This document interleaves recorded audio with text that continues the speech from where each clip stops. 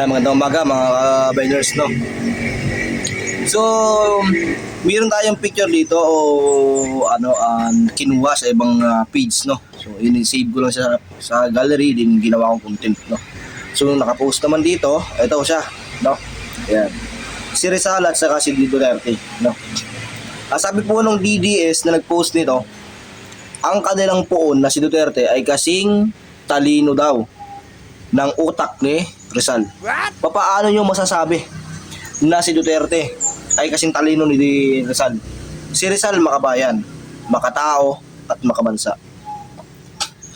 Hindi siya manyakis, hindi siya palamura, hindi siya pumapatay ng tao. At higit sa lahat, si Rizal ay pinatay at si Duterte pumapatay. No? Hindi si Rizal nagtraidor sa sariling bansa para lang sa sariling kapakanan. Si Rizal ay nagbuwis ng kanyang buhay para sa ikabubuti ng nakararaming Pilipino upang ipagpatuloy ang nasimulan ng mga katipunero ng iba't ibang mga sangay na dumaan pa bago pa dumating si Rizal. Diba? Ngayon, paano mo ipaliliwanag ito doon sa nag-post ng picture na to?